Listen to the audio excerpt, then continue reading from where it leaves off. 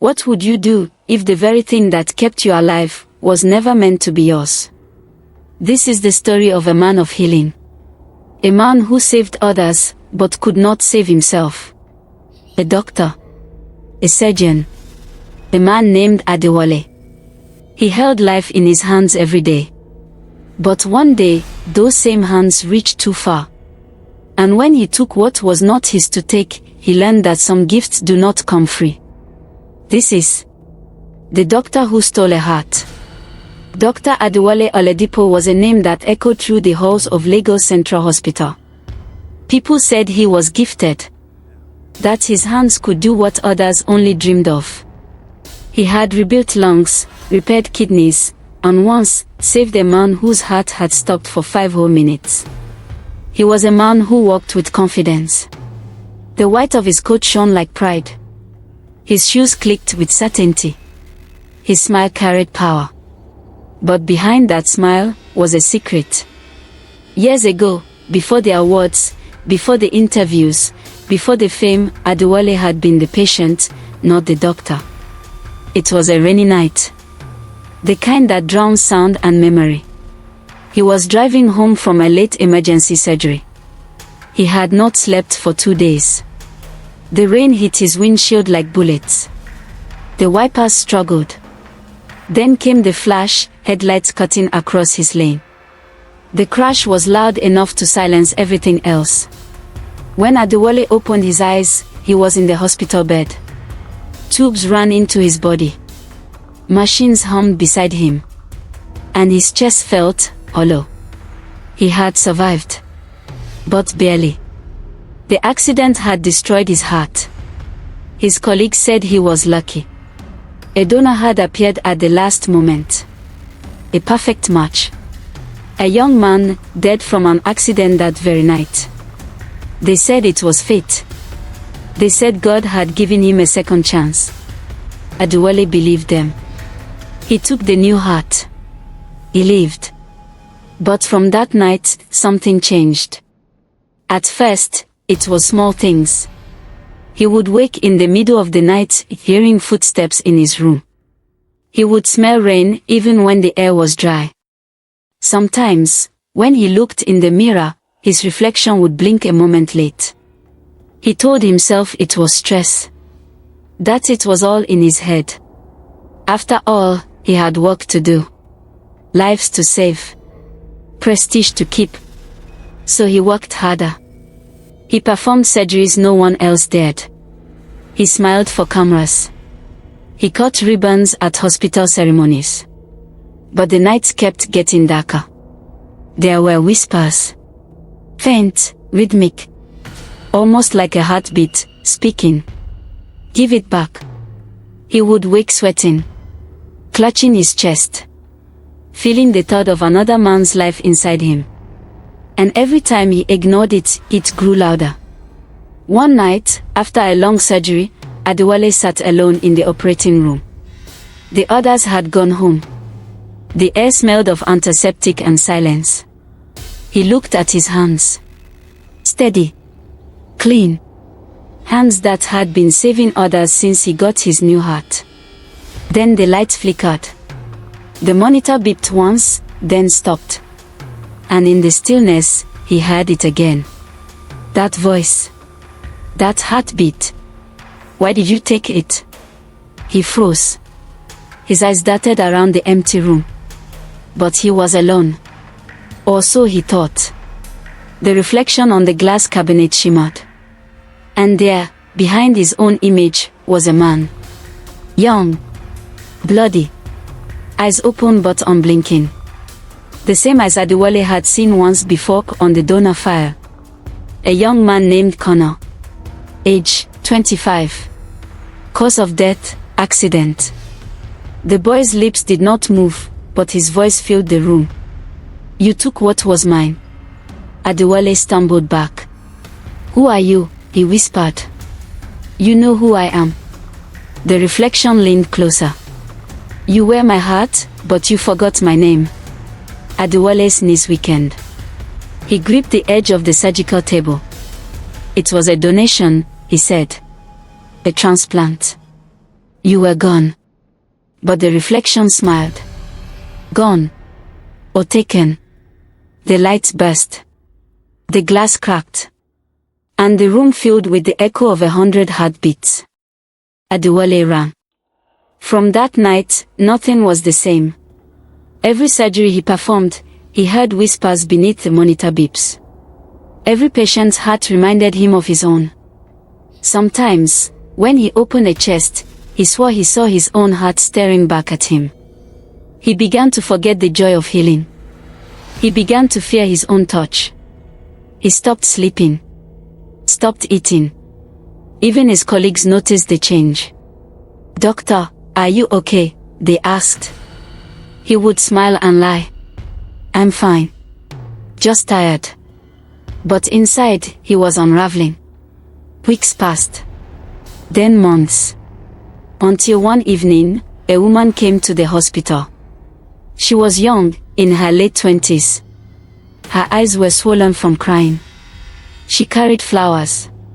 "Dr. Adewale?" she asked. "Yes," he said. "I came to see the man who carries my brother's heart." He froze.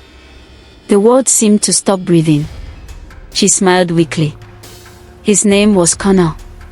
He died in a car accident that same night. They said his heart saved a great doctor. Her words fell heavy. Adewale tried to speak, but nothing came out. She placed the flowers on his desk. Connor always wanted to help people. I suppose, in a way, he still does. And with that, she turned to leave. But before she reached the door, she paused. "Sometimes," she said softly, "my mother says she dreams of him. She hears him knocking, saying, 'Tell him to remember me.' I don't know what that means." Then she left. Adewale sat still. The air grew colder. He could feel the heart inside his chest, beating faster. Harder. And then, a whisper. "Remember me." He couldn't breathe. He stumbled to his knees. His hand pressed against his chest. The walls around him trembled. Lights flickered. And in that chaos, he saw Connor again. Standing beside the hospital bed where he had once lain dying.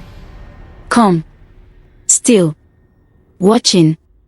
"Why won't you let me rest?" Adewale cried. "I did not choose whose heart to take. I wanted to live." The spirit's gaze softened. "It is not that you lived, Adewale. It is how you lived." The heartbeat in his chest thudded louder. "You took my life," Connor said, "but you forgot to honor it." "I gave it purpose." Adewale shouted. "I saved people."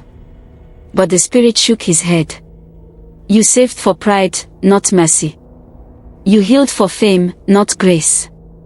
You used the life I gave to feed your ego." The room fell silent. Adewale sank to the floor, trembling. The truth was like a blade. He remembered the interviews, the awards, the nights of vanity. All the times he said, "I am the best." And he realized he had been alive, but never living. The heart he carried had saved him, but he had never once said thank you. Tears blurred his vision. "Then tell me," he whispered. "What must I do?" The spirit stepped closer. "Redeem what was taken." "How?" Adewale begged. "Tell me what you want." "Not what I want," the voice said. "What hearts deserve. Give life where there is none. Heal without reward. Love without return." Then the spirit faded.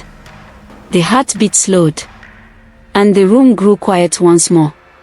Adewale lay on the cold floor, his breath shallow. But for the first time in years, he felt peace. The next morning, the hospital found him asleep in the operating theater. When he woke, something in him had changed. He no longer walked with arrogance. No longer smiled for cameras. He refused every TV interview. He turned down awards. Instead, he opened a small free clinic in Mushin. A tiny place one room, one table, and a prayer. He treated the poor, the sick, the forgotten. No media, no spotlight, just healing. He never charged. He never refused anyone. People began to whisper again, but this time, differently. Dr. Adewale has changed, they said. He walks like a man who has seen heaven and hell. And perhaps he had. Years passed. The clinic grew. The people loved him.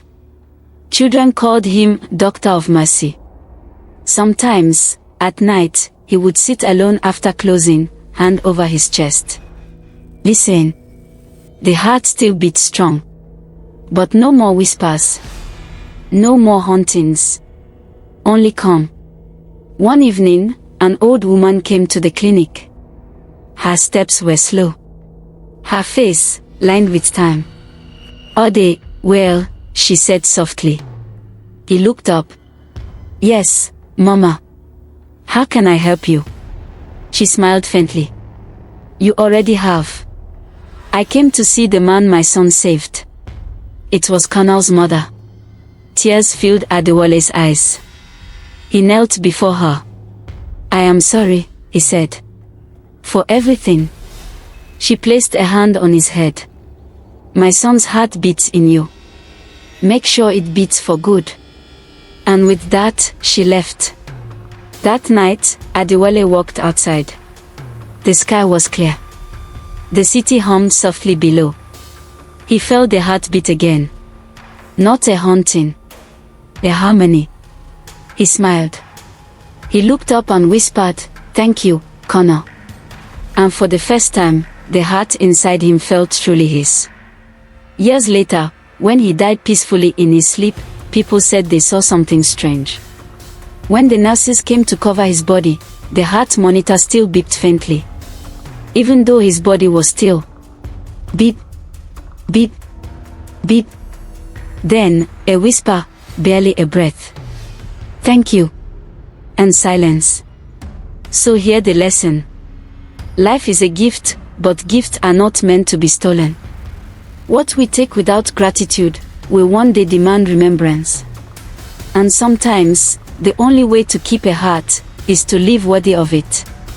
If this story stirred something in you, don't let it end here. Share this story so others may remember the price of life. Leave a comment below. What would you have done if you were in Adewale's place? And if you believe more hearts need stories like this, stories that heal, that teach, that remind, then like this video. Subscribe to the story Baobab, where every story carries a heartbeat of wisdom.